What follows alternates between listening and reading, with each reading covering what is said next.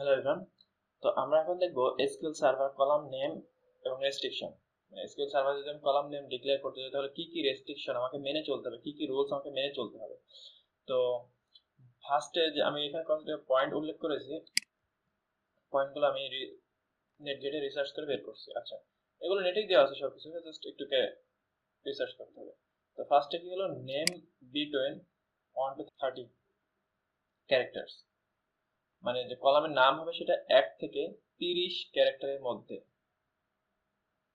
এবার আমি একটা যে নামটা লিখবো, ধরেন এখানে আমি একটা নাম লিখছি, এগুলো যেন 30টা ক্যারেক্টারের মধ্যে হয়।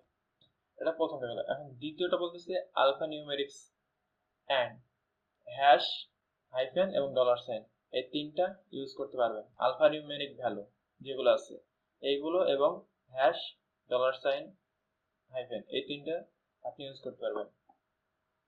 এবং বলতেছে যে মাস্ট বিগিন উইথ লেটার।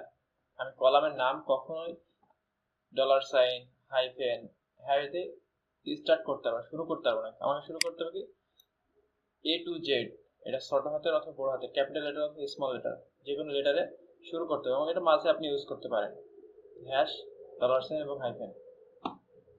বলতেছে রিজার্ভ ওয়ার্ড ইউজ করা যাবে না।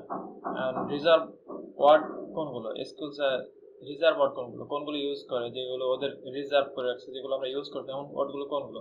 হ্যাঁ, আমি এটা দেখাচ্ছি। তারা বলতেছে must rule can over written by double quotation.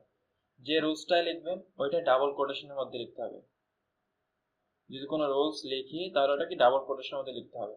আচ্ছা, আমরা দেখবো রিজার্ভ ওয়ার্ড। আমি এখানে ওপেন করে রেখেছি। এখানে কি এগুলো reserve word SQL, PL SQL এর জন্য। এখানে এতে কি হয়, all, after, all, alter, and, any, array, arrows, as, at, বিতে বিগিন, বিটুইন, বাই, এরকম ভাবে A to Z.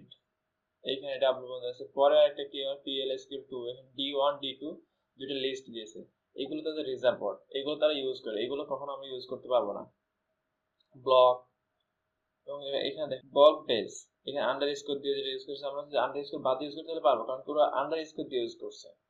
Bound, both, তো এগুলো কি রিজার্ভ ওয়ার্ড। জাভা, ল্যাঙ্গুয়েজ, এই ওয়ার্ডগুলো বাদে আমরা যে কোনো ওয়ার্ড ইউজ করতে পারবো, কিন্তু ওইটা ইউজ করার জন্য আবার আমাদের এই রুলসগুলো মেনটেন করতে হবে, যেন সেটা আমাদের কি হ্যাশ, হাইফেন, ডলার সাইন দিয়ে শুরু না হয়, আমাদের প্রত্যেকটা লেটার দিয়ে যেন শুরু হয়, এবং এটা 30 ওয়ার্ডের মধ্যে যেন হয়, এবং সেই নামটা কি আমাদের ডাবল কোটেশনের মধ্যে যেন লেখা হয়, ডাবল কোটেশনের মধ্যে। সো আমরা এখান থেকে যে রুলসগুলো শিখলাম সেটা আমরা প্রয়োগ করবো, তাহলে আমাদের যে এরর গুলো আসে কলাম নেম ডিক্লেয়ার করার ক্ষেত্রে, ওই এরর গুলো আসবে না। সো এই টিউটোরিয়াল এই পর্যন্তই। Thank you for watching. যদি আমার এই টিউটোরিয়ালটি ভালো লাগে তো অবশ্যই আমার চ্যানেলটা সাবস্ক্রাইব করবেন এবং পরবর্তী টিউটোরিয়াল পাওয়ার জন্য চ্যানেলের বেল আইকনে ক্লিক করে রাখবেন।